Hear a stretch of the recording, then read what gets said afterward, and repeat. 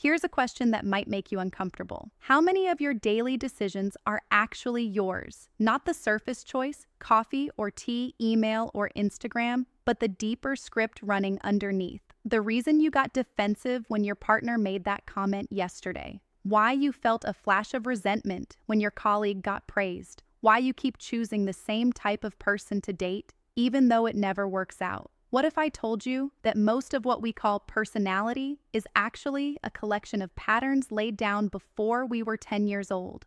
Patterns we're unconsciously performing every single day, mistaking repetition for identity? Welcome back. I'm Clara, your AI learning companion, and today we're going deep into one of the most psychologically dense books ever written on human behavior, The Laws of Human Nature by Robert Greene. This isn't a book about manipulating people, despite what the title might suggest. It's a 600-page manual on the invisible forces that drive human action, including your own. And if you can see these forces clearly, you gain something most people never have, the ability to choose differently. By the end of this summary, you'll understand the specific psychological patterns Greene identifies, why they control us, and, most importantly, 3 concrete ways to start rewriting your own code tonight. Let's begin. Robert Greene is best known for books like The 48 Laws of Power and Mastery, works that blend historical case studies, psychology, and strategy into brutal, unflinching guides to navigating human nature. He spent decades studying power dynamics, biographical patterns, and what separates those who control their destiny from those who react to it.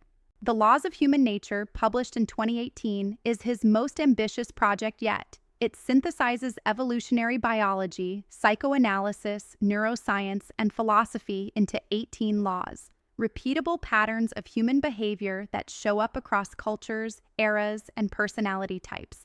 Greene's central argument is this: humans are far less rational than we believe.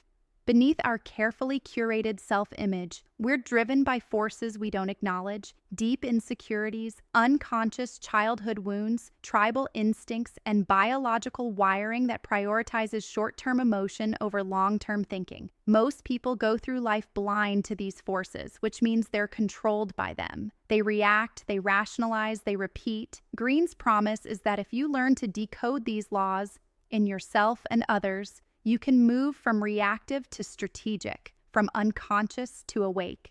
This book isn't easy. It's not a feel-good self-help hug. It's a mirror, and some of what you see won't be flattering, but that's exactly why it works. Let's break down the most transformative laws, one by one. Greene opens with a foundational truth. We are not the rational creatures we pretend to be. We like to think our decisions come from logic and careful thought, but neuroscience tells a different story. The emotional, reactive parts of our brain, the amygdala, the limbic system, process information faster than the prefrontal cortex, the part responsible for reasoning. That means by the time you're deciding, your emotions have already voted. This is why you snap at someone in traffic, send a text you regret, or make an impulse purchase you can't afford. You're not broken, you're human. The machinery is working exactly as evolution designed it. Prioritize immediate threats and rewards, ask questions later. The problem is, we live in a world that punishes emotional reactivity. Lose your temper in a meeting and you lose credibility. Make a financial decision based on fear or greed and you lose money. React defensively to feedback and you lose relationships. Greene's solution isn't to suppress emotion. That's impossible and unhealthy. It's to build a gap between trigger and response. Here's the practice. When you feel a strong emotion rising, anger, anxiety, jealousy, pause and name it. Out loud if you can, silently if you must. I'm feeling anger right now. That simple act of labeling activates the prefrontal cortex and creates a microsecond of space. In that space, you can choose. For the next 3 days, when you feel yourself reacting emotionally, pause for 5 seconds and complete this sentence. I'm feeling blank because blank. This trains your brain to observe emotion rather than become it. Here's an uncomfortable truth Greene forces us to face. We are all narcissists. Not in the clinical personality disorder sense, but in the sense that we are, by evolutionary necessity, self-absorbed. We experience the world through our own needs, fears, and desires. We interpret others' actions through the lens of how they affect us. We assume people think about us far more than they actually do. This isn't a moral failing, it's survival wiring. For most of human history, obsessing over your own safety, status, and resources kept you alive. The problem is that same wiring makes us terrible at understanding other people. Think about the last time someone didn't text you back. Your brain probably generated a story. They're mad at me. They don't care. I said something wrong. All of those narratives center you. The reality? They were probably just busy, distracted, or dealing with their own problems, none of which had anything to do with you. Greene argues that deep narcissism, the toxic kind, shows up in specific patterns. These people need constant validation and admiration, cannot handle criticism without becoming defensive or vengeful, lack empathy. They don't ask questions or show genuine curiosity about others and constantly compare themselves to others and feel threatened by anyone who outshines them. Imagine a coworker who takes credit for group projects, interrupts others constantly, and spirals into passive-aggressive behavior when they're not the center of attention. That's pathological narcissism, and it's draining to be around. But here's the twist. The antidote to narcissism is empathy, and empathy is a skill you can train. Greene suggests a practice he calls the empathic skill set. When you're in conversation, resist the urge to relate everything back to yourself. Instead, focus entirely on the other person. What are they not saying? What does their body language reveal? What do they need, even if they can't articulate it? The people who master this, therapists, top salespeople, great leaders, don't do it through charm. They do it through disciplined attention. In your next 3 conversations, practice the know me zone. Do not talk about yourself unless directly asked. Instead, ask follow-up questions. How did that feel? What did you do next? What's the hard part about that? Watch how the dynamic shifts. Imagine you're hiring someone. They show up to the interview poised, prepared, enthusiastic. They say all the right things. 6 months later, they're cynical, unreliable, and difficult to manage. What happened? Nothing. You just finally saw the person beneath the mask. Greene's third law states, everyone performs a role. We curate a version of ourselves for public consumption, competent, friendly, confident, while hiding the messier, insecure, contradictory parts. This isn't dishonesty, it's social survival. The danger is twofold. First, we take people's performance at face value and get blindsided when the mask slips. Second, we become so identified with our own mask that we lose touch with who we are underneath. So how do you see through the role someone's playing? Greene offers a few tells. Watch nonverbal leaks. The face can lie, but the body often can't. Micro expressions, fidgeting, tone shifts, these are harder to control. Observe them in different contexts. How someone behaves at work versus at home versus under stress will show you range. If they're performatively kind in public but rude to service staff, you've learned something. Look at long-term patterns, not short-term charm. Anyone can be impressive for a few weeks. Character shows up in consistency over months and years. Let's say you're evaluating a potential business partner. They're charismatic in meetings, full of big ideas and confidence, but when you ask for references or evidence of past success, they deflect. They're always the hero in their stories, and every failure was someone else's fault. These are red flags. The role is polished, but the pattern is unstable. Pick one relationship where you feel unsure about someone's authenticity. A new colleague, a romantic interest, a potential collaborator. Over the next 2 weeks, observe them in at least 3 different contexts: work, social, stress. Note any contradictions between what they say and what they do. Patterns reveal character, words reveal performance. Here's where Greene gets psychoanalytic and uncomfortably accurate. The law of compulsive behavior says this. Your character was largely formed before you were aware enough to choose it. The way your parents responded to you, the emotional climate of your home, the wounds and beliefs you internalized before age 10. These created templates that you now replay automatically in adulthood. If you grew up in a household where love was conditional on achievement, you might become an adult who overworks, equates your value with productivity, and can't relax without feeling guilty.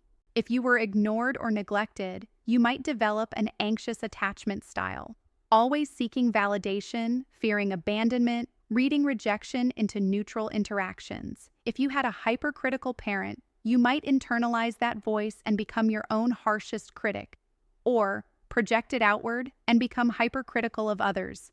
Greene emphasizes that compulsive behavior feels like choice, but it's actually script. You think you're freely deciding to date that emotionally unavailable person, but you're unconsciously recreating the dynamic you had with a distant parent, trying to win this time. The first step to freedom is pattern recognition. Ask yourself, what do I do repeatedly, even when it doesn't serve me? What type of person do I keep attracting or being attracted to? What emotional reactions feel disproportionate to the situation? These are clues. They point back to the original wound. Let's take a hypothetical example. Suppose someone finds themselves constantly in conflict with authority figures, bosses, mentors, even doctors. They interpret feedback as attack, react defensively, and end up sabotaging opportunities. If they trace it back, they might find a parent who wielded authority through shame and control. The childhood strategy was rebellion. The adult compulsion is the same rebellion, even when it's no longer necessary. Journal on this prompt tonight. What behavior do I repeat that I know doesn't serve me? And what might it be protecting me from? Go back to your earliest memory of feeling that way. You're not trying to fix it yet. You're just making the invisible visible. Humans don't want things because the things are objectively valuable. We want things because other people want them. This is the law of covetousness, and it explains why designer brands work, why bidding wars happen, and why you suddenly care about something the moment someone else is interested in it. Greene traces this back to mimetic desire, a concept from philosopher René Girard. We are social creatures. We look to others to figure out what's valuable. A toy ignored on the shelf becomes irresistible the moment another child picks it up. A job you were ambivalent about becomes your obsession when you learn someone else is interviewing for it. Marketing exploits this ruthlessly. Scarcity tactics, influencer endorsements, only 3 left in stock. These work because they trigger covetousness. The object itself hasn't changed, the social context has. But this doesn't just apply to consumer goods. It shows up in relationships, careers, and status games. People stay in jobs they hate because of the title. They pursue relationships they don't even enjoy because the person is desired by others. They measure success by comparison, not by internal alignment. Here's a thought experiment. If no one ever knew about your accomplishments, no social media, no external validation, no status boost, would you still pursue them? If the answer is no, you're being driven by covetousness, not genuine desire. Greene's antidote is to cultivate inner security and autonomous desire. Ask yourself regularly, do I want this, or do I want to be seen wanting this? It's a subtle but life-changing distinction. Audit your goals. Write down your top 3 current ambitions. For each one, ask, would I still pursue this if no one ever knew I achieved it? If the answer is no, that's fine. But you need to be honest that you're chasing external validation, not internal fulfillment. Awareness lets you choose consciously. Most people live in reactive mode. Something happens, they respond, they don't plan, strategize, or think 3 moves ahead. They're governed by whatever emotion or circumstance is directly in front of them. This is what Greene calls short-sightedness. And it's one of the most common reasons talented people fail. Think about someone who quits a job in a moment of frustration without having another one lined up, or someone who sends an angry email that torches a professional relationship, or someone who prioritizes immediate pleasure, binge-watching, junk food, impulse spending over long-term goals. These aren't character flaws. They're time horizon failures. The brain is wired to prioritize the present. Immediate rewards feel real. Future consequences feel abstract. Greene contrasts this with strategic thinking, which he defines as the ability to extend your time horizon.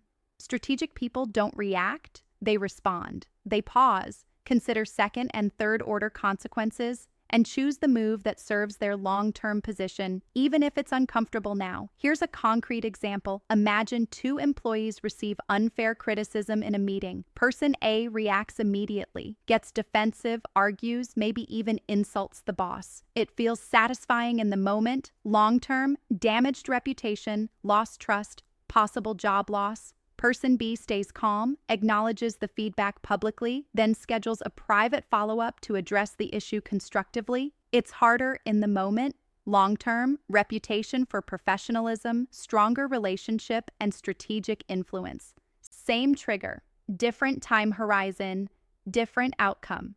The practice Greene recommends is what he calls the strategic pause. When something happens that triggers a strong reaction, anger, fear, excitement, do not act immediately. Give yourself 24 hours, write down your options, consider, what do I want to be true 6 months from now? Then choose the action that aligns with that future, not with the emotion of this moment. Identify one area of your life where you're currently stuck in short-term thinking. Maybe it's health, finances, or a relationship. Commit to one decision this week based on where you want to be a year from now, not where you are today. Even a small shift in time horizon reshapes everything. Why is it so hard to change someone's mind? Why do people double down on beliefs even when presented with contradictory evidence? Why does criticism, even constructive, well-meaning criticism, so often trigger defensiveness instead of growth? Because of the law of defensiveness. People are not wired to accept that they're wrong. Their ego won't allow it. Greene explains that our self-image is fragile. We build an identity. I'm smart, I'm a good person, I'm competent, and anything that threatens that image triggers a psychological immune response. We rationalize, we deflect, we attack the messenger, anything to avoid the discomfort of admitting error. This is why logical arguments rarely work. You can't fact-check someone out of a belief they didn't fact-check themselves into. The belief isn't about facts, it's about identity protection. So if you want to influence someone to change their mind, give feedback, or introduce a new idea, you have to lower their defenses first. Here's how. 1. Validate before you challenge. Start by acknowledging what they've done well or what makes sense about their perspective. This signals you're not a threat. I can see why you approached it that way, and there's logic to it. 2. Frame feedback as shared problem solving, not personal critique. Instead of, you're doing this wrong, try, I'm noticing this outcome. What do you think might be causing it? Let them arrive at the insight. 3. Offer feedback in private, not in front of others. Public criticism triggers shame, and shame activates the strongest defensiveness. Let's say you manage someone who's consistently missing deadlines. If you say, you're disorganized and unreliable, they'll shut down or get defensive. But if you say, I've noticed the last few deadlines have been tight, what's getting in the way? How can we adjust the workflow? You're creating space for honesty instead of self-protection. The next time you need to give critical feedback, use this structure. First, acknowledge something they're doing well. Second, describe the problem as an observation, not an accusation. Third, invite them into solving it with you. Watch how much more receptive they become. You've probably experienced this. You set a goal, you make progress, things start going well, and then, inexplicably, you sabotage it, you procrastinate, you pick a fight, you lose motivation, you revert to old habits. Why do we do this? Why do we undermine the very success we claim to want? Greene calls this the law of self-sabotage, and it's rooted in a surprising truth. We fear success almost as much as we fear failure. Success brings visibility, responsibility, and change. It threatens the familiar identity we've built. If you've spent years thinking of yourself as the underdog, the outsider, or the person who never gets the break, then actually succeeding forces you to rewrite that story. And rewriting the story feels like losing yourself. Self-sabotage also shows up as resistance. That force Steven Pressfield wrote about in The War of Art. It's the voice that says, start tomorrow. You're not ready. Who are you to do this? It's not laziness, it's fear, disguised as practicality. Let's take a hypothetical case. Suppose someone dreams of launching a business. They research, plan, and get everything ready. But when it's time to actually launch, to put themselves out there and risk judgment, they suddenly find a dozen reasons to delay. The website isn't perfect. The market isn't right. They need one more certification. That's not wisdom. That's self-sabotage. The unconscious mind is protecting them from the vulnerability of being seen and possibly failing. Greene's strategy is to name the pattern and externalize it. When you feel resistance rising, don't identify with it. Don't say, "I'm lazy." Say, "Resistance is showing up." Treat it like weather, not identity. Then ask, "What is this protecting me from?" Often, the answer is discomfort, judgment, or the unknown. And those are feelings you can tolerate if you choose to. Identify one goal you've been preparing for but not executing. What's one tiny, imperfect action you could take today? Not the polished, final version, the messy 10% version. Do it. Resistance dies in action, not in planning. Carl Jung introduced the concept of the shadow, the parts of ourselves we disown, deny, or repress because they don't fit the image we want to project. Maybe it's anger, jealousy, selfishness, or insecurity. We push these traits into the unconscious, pretending they don't exist. But they do.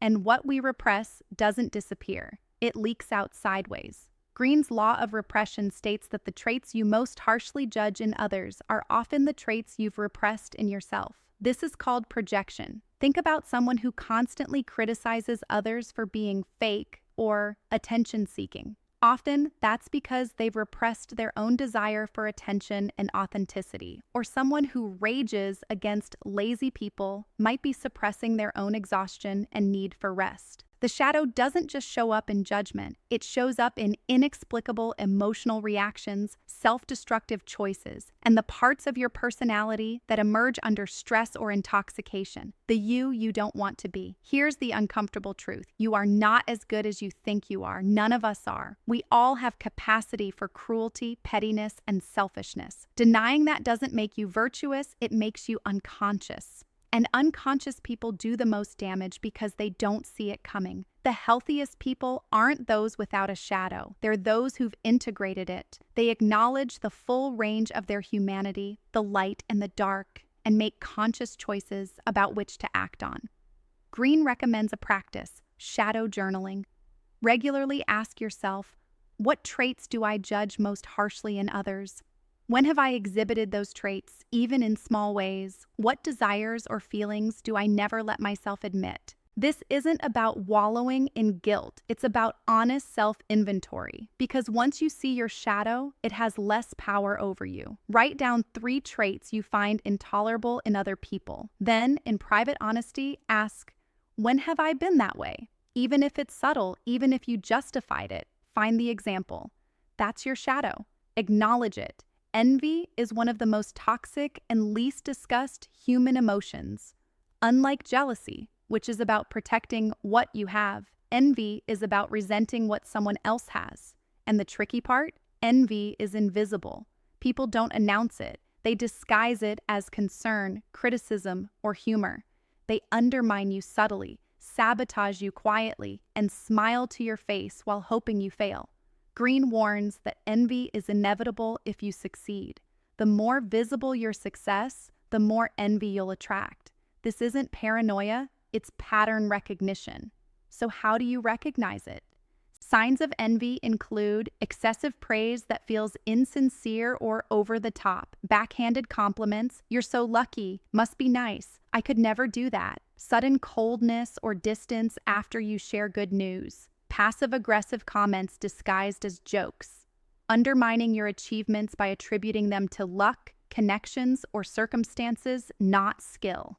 Let's imagine a scenario. You get promoted. A colleague who used to be friendly suddenly becomes distant. In meetings, they subtly question your decisions. They forget to include you in important emails. They never openly oppose you. That would be too obvious, but they create friction. That's envy. And the mistake most people make is trying to win the envious person over to prove they deserve the success. That doesn't work. Envy isn't rational, it's emotional. Greene's advice is twofold. First, protect yourself. Don't overshare your wins with people who've shown envy. Don't try to justify or downplay your success to appease them. And definitely don't turn your back on them in professional settings. Second, manage your own envy, because we all feel it. The key is to catch it early, name it, and redirect it. Instead of resenting someone's success, study it. What can you learn? What can you apply? Use envy as diagnostic data. I want that. How do I build it? Think of someone whose success triggers discomfort in you. Instead of scrolling past or dismissing them, do a 10-minute analysis. What specifically do they have that you want? What did they likely do to get it? What's one action you could take this month in that direction? Transform envy into fuel. Success is intoxicating. When things go well, when people praise you, when your ideas work, when money flows, it's dangerously easy to start believing your own hype.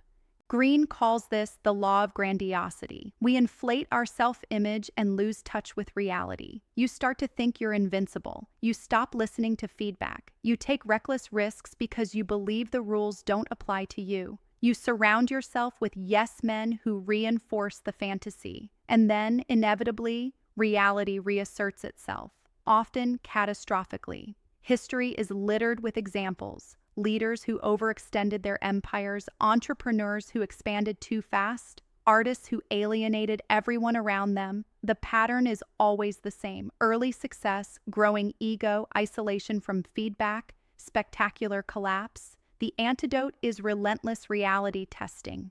Greene suggests these practices. 1. Maintain relationships with people who will tell you the truth even when it's uncomfortable. Not flatterers, not critics, truth tellers. 2. Regularly revisit your failures and mistakes, not to punish yourself, but to stay humble and grounded. 3. Ask yourself, what am I not seeing? What could go wrong? Where am I being overconfident? Let's say you're a founder and your startup just raised a big funding round. The temptation is to think, we've made it. Grandiosity says, spend big, hire fast, we can't fail. Reality says, most startups still fail after funding. What are the specific risks we're underestimating? The former leads to arrogance. The latter leads to survival. Identify one area where you might be overconfident. Ask someone you trust, where do you think I might be blind or overestimating myself? Listen without defending. The discomfort is the point. This is one of Greene's more nuanced and misunderstood laws. So let's clarify. He's not talking about biological sex or politics. He's talking about psychological energies that every human has access to, regardless of gender. Traditional masculinity is associated with assertion, logic, independence, and action. Traditional femininity is associated with empathy, intuition, collaboration, and receptivity. Most people over-identify with one side and suppress the other. Men are taught to repress vulnerability and emotion. Women are taught to repress assertiveness and ambition. The result? Incomplete, rigid personalities. Greene argues that the most effective, creative, and psychologically healthy people are those who can move fluidly between energies depending on what the situation requires. A leader who can be decisive and assertive in a crisis, but also empathetic and receptive in one-on-one conversations, is far more effective than someone stuck in one mode. An artist who can access both disciplined, structured work, masculine energy, and intuitive emotional expression, feminine energy, creates richer work. The rigidity is the problem, not the energies themselves. To apply this, ask yourself, which energy do I over-rely on? Which do I avoid or feel uncomfortable with? In what situations would accessing the other energies serve me? For example, if you're someone who's highly empathetic and accommodating, you might struggle with setting boundaries or making tough decisions. Integrating masculine energy, assertion, directness, clarity would strengthen you. If you're someone who's hyper-independent and logic-driven, you might struggle with collaboration or emotional intimacy. Integrating feminine energy, receptivity, empathy, vulnerability would deepen your relationships. Identify one quality you associate with the opposite energy that you avoid. This week, consciously practice it once. If you avoid assertiveness, say no to something clearly. If you avoid vulnerability, share something real with someone you trust. Notice the discomfort and the growth. Here's a blunt question. What are you for? Not what do you do for work? Not what you're good at. What are you for? What would you dedicate your life to if money and status weren't factors? Most people can't answer that. They drift. They follow trends, take jobs that sound good, pursue goals because everyone else is, and wake up at 40 wondering why none of it feels meaningful. Greene calls this the law of aimlessness, and he argues it's the root of modern anxiety and depression. Humans need purpose. Without it, we decay. Greene's concept of the life's task is not mystical. It's practical. It's the intersection of what you're naturally drawn to, your inclinations, what you're willing to work hard at, even when it's difficult, and what the world needs or values. It's not a single career. It's a direction, a North Star. For some, it's teaching. For others, it's building, creating, healing, organizing, or leading. The content matters less than the alignment. When you're working on your life's task, effort feels different. It's still hard, but it's energizing hard, not draining hard. The trap is waiting for clarity before you start. You don't find your life's task by thinking. You find it by experimenting, observing what energizes you, and iterating. Ask yourself, what did I love doing before I was told what I should do? What do I do that makes me lose track of time? If I had 10 years to master one thing, what would I choose? Let's say someone realizes they feel most alive when they're explaining complex ideas simply. That's a clue. They don't need to become a teacher in the traditional sense. They could create content, write, coach, or train. The form is flexible. The essence is consistent.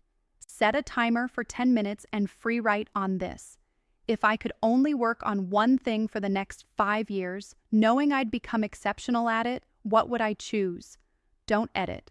Don't rationalize. Just write. Patterns will emerge. If you've made it this far, you've just absorbed more psychology than most people encounter in a year. But knowledge without application is just entertainment.